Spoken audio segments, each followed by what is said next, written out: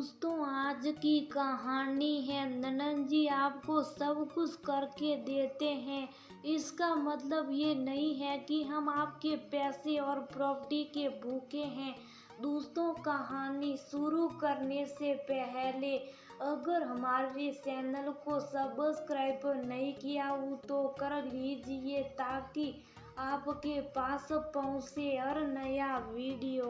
वर्षा बाजार के लिए निकलने ही वाली थी कि अचानक ननन नीता घर आ पहुंची। अरे वाह दीदी, क्या सरप्राइज दिया है आपने आज अचानक कैसे? वर्षा भाभी नीतीश पति टूर पर शहर से बाहर गए हुए तो सोचा थोड़ी देर अपनी भाभी के पास बैठ जाओ। मेरा मन आज बहुत खराब हो रहा। अरे दीदी, तो इसमें पूछने बताने वाली कौन सी बात है? आपका अपना घर है, जितने दिन मन करे आराम से रहिए।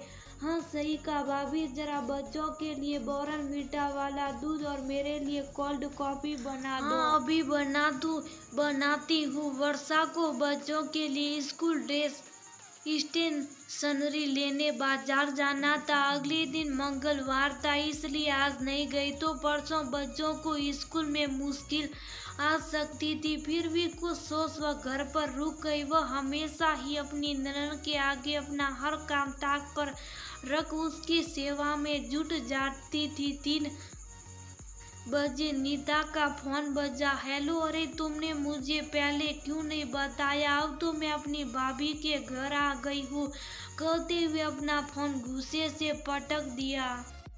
तो वर्षा बोली, क्या हुआ दीदी, इतना गुस्सा क्यों? अरे कुछ नहीं, सूर्या होटल में आज सहेलियों ने पार्टी रख ली है और मुझे अभी बता रही। अब मैं बच्चों सूर्य माई को लेकर कैसे चली जाऊं? अरे दीदी, इसमें इतना क्या सोचना, आप दोनों बच्चों को यहीं छोड़ जाए। और सूर्या होटल तो अपने घर के बिल्कुल पास ही है, जाइए तैयार हो जाइए। अगर भाभी, अगर तुम ना होती तो पता नहीं मेरा क्या होता। सच इतनी प्यारी भाभी पाकर मैं तो धन्य हो गई, कहते हुए उसके गले लग गई। नीता को निकले 1 घंटा ही हुआ था। घर पर तीनों बच्चे बैठकर खेल रहे थे। अचानक सूर्य के रोने की आवाज आई। तीनों बच्चे घबरा कर चिल्लाने लगे। वर्षा ने बोला, मुझे बताओ तो सही हुआ क्या है? तब उसकी बेटी गीतू बोली, मम्मा सूर्य की नाक में अनार का दाना चला गया। वर्षा बिना घबराए सूर्य की नाक को चेक करती है।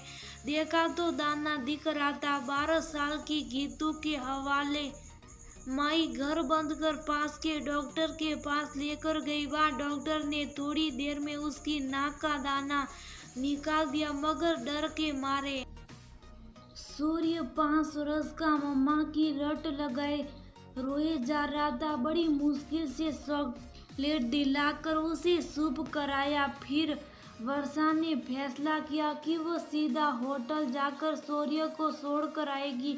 जैसे ही रिसेप्शन पर वो पार्टी हॉल पहुंची तो देखा वहां पर सभी औरतें ताश की बाजी खेल रही थी। नीता को टेबल पर बैठे देख कदम बढ़ाया ही ताकि उसके कानों ने जो सुना उसे सुनकर वो शांत रह गई। अरे नीता, एक बात तो बता, तूने मुझे 3:30 बजे फोन कॉल करके झूठ बोलने को क्यों कहा था? हमने तो तुझे 4 दिन पहले ही बता दिया था कि किटी होने वाली है सूर्य होटल में। अरे तुम लोग नहीं समझोगे, मेरे घर में बच्चे संभालने के लिए कोई भी नहीं है, पति भी बाहर गए हुए थे। और फिर वर्षा भाभी किस दिन काम आती? बस मैं चालाकी से उसके घर पहुंच गई और तेरे फोन का नाटक बना। दोनों बच्चे उनके पास छोड़कर आराम से तुम लोगों के साथ पार्टी करने आ गई। और ऐसा मैंने कोई पहली बार नहीं किया, मैं तो वर्षा के साथ ऐसा कई बार करती रहती हूँ।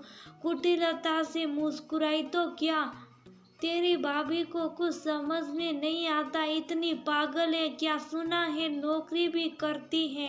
पैसा, प्रॉपर्टी का लालच, ऐसी चीजें जाने मन जो इंसान को अंधा बना देती हैं। क्या तेरी भाभी को तेरे पैसों से मतलब है? क्या वो तुम्हारे पैसे मांगती हैं? शैली ने आश्चर्यचकित होकर बोला, पूछा। अरे नहीं तो क्या, अब तुझे क्या बताऊं, मेरे घर में कोई भी पुराना सामान होता है तुरंत मांग कर ले जाती हैं और हर बार बच्चों को रखने के एवज में गिफ्ट लेती हैं। महीने में एक बार शॉपिंग ना कराओ तो मुंह फुला लेती हैं। और तो और हमने जब नए बंगले में शिफ्ट किया था तब हमसे डबल बेड, सोफा, टेबल, कुर्सी तक मांग कर ले गए थे। अब बताओ, भगवान की दया से हमारे पास जब इतना है तो हम इतना तो अपने भाई भाभी के लिए कर ही सकते। बेचारे गरीब जो ठहरे, दोनों नौकरी करते फिर भी पार नहीं पड़ती। वैसे भी हमें तो पुराना सामान किसी गरीब को देना ही था, फिर क्यों ना अपने भाई भाभी को देकर एहसान भी जता लिया जाए। इसी बहाने हमेशा दबे भी रहेंगे। सही कहा ना मैंने। उसकी बात सुन सारी सहेलियां जोर से ठहाका मारकर हंसने लगी। अपनी ननद की ये बातें सुन वर्षा को याद आया कैसे वो अपने घर का पुराना सामान उसे ना चाहते हुए भी थमा जाती है। और जब वह नए मकान में शिफ्ट कर रही थी तब उसने खुद से सारा सामान घर पहुंचा दिया था। हमारे मना करने पर भी बोली, जब आप नया लो तो ये सारा सामान किसी गरीब को दान कर देना। मोहित को भी ठीक लगा, आखिर वो अपनी बहन के प्यार में अंधे जो हैं। जिस गिफ्ट की बात कर रही है वह उनकी पुरानी साड़ियाँ होती है जो मना करने पर भी ये बोलकर पकड़ा जाती, भाभी आप स्कूल जाती हैं बदल बदल कर जाना और जब खराब हो जाए तो किसी को दे दीजिएगा, आपका भी रुतबा बना रहेगा। वर्षा भी अपनी ननद का मन रखने के लिए साड़ियाँ एक दो बार पहनकर चली जाती, फिर किसी को देकर छुट्टी पा लेती थी, क्योंकि किसी की उतरन पहनना तो उसे भी अच्छा नहीं लगता था। ननद रानी का ऐसा दोगला व्यवहार हमारे आगे कुछ जमाने के आगे कुछ और अचानक शौर्य ने माँ को देख रोना शुरू कर दिया। अरे भाभी आप यहाँ, अचानक हड़बड़ाते हुए बोली। वर्षा अपने आप को संभालते हुए बोली, दीदी शौर्य को पकड़िए, वह पिछले घंटे से परेशान है। खेलते खेलते इसकी नाक में अनार का दाना चला गया था जिसे मैंने डॉक्टर के पास से निकलवा दिया, मगर ये मान नहीं रहा था तो मैं आपके पास से आई। फटाफट शौर्य को अपनी गोद में उठाते हुए नीता जोर से चिल्लाई, ये क्या लापरवाही है वर्षा भाभी, आपको जरा भी नहीं लगा छोटा बच्चा है, उसे छोड़कर आप कहाँ चली गई थी। उसे चिल्लाता हुआ देख वर्षा सोचने लगी, जब उन्होंने मेरी खिल्ली उड़ाते हुए एक मिनट नहीं लगाया तो मैं इनकी इज्जत के बारे में क्यों सोचूं। फिर अपने आप को संभालते हुए बोली, नीता दीदी अपनी आवाज़ नीचे करिए। पहली बात, मुझे ना आपके पैसे और ना आपकी प्रॉपर्टी से मतलब है।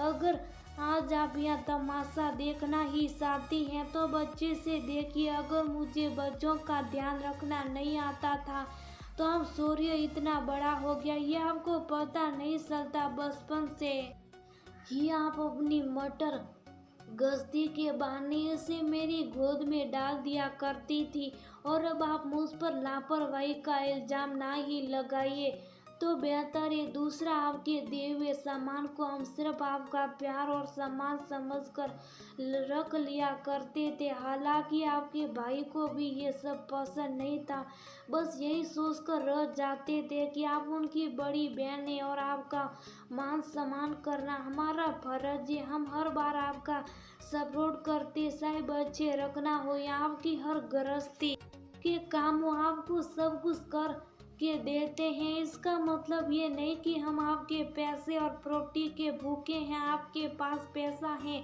तो आप हमें अपना गुलाम समझने लगी और वह सब छोड़िए, सबके सामने अपने भाई भाभी का तमाशा बना रही हैं। इतना सब कुछ करते हुए आपको शर्म नहीं आई? आपने ऐसी बातें करने से पहले एक बार भी नहीं सोचा? फिर आपको क्या पता था कि मैं सोच लूँगी? आप तो अपने पैसों प्रॉपर्टी की शान रो में बोले चली जा रही थी। आज पहली बार अपनी भाभी के मुंह से ऐसी बात सुन नीता के पैरों के तले जमीन खिसक गई। उसे समझ में नहीं आ रहा था कि वो क्या बोले। तब इतना ही बोली, भाभी आप गलत समझ रही, मैं तो बस आपकी मदद करना चाहती थी। तो अब से बस मुझ पर इतना एहसान करिएगा कि आगे से मुझ पर कोई एहसान ना कीजिएगा। और हाँ, आप जब भी आएगी तो हम आपका स्वागत पहले की तरह ही करेंगे, मगर अब आपका पहले की तरह सम्मान पाएंगे इसकी कोई गारंटी नहीं, लेकिन आप बिल्कुल चिंता मत कीजिएगा। आपके भाई को आपकी नीयत कभी पता नहीं चलने दूंगी, क्योंकि मैंने माँ जी से वादा किया था। उनके बाद आपका मायके के दरवाजे हमारी तरफ से हमेशा खुले मिलेंगे। बोलते हुए अपना पर्स मोबाइल उठाकर होटल से निकल गई। नीता ने पलटकर जब अपनी सहेलियों की तरफ देखा तो सारी सहेलियों उन्हें दृष्टि से देख रही थी। आज नीता ने अपनी इज्जत अपने भाई भाभी के सामने नहीं, अपनी हाई सोसाइटी और मालदार सहेलियों के सामने भी उतार दी थी।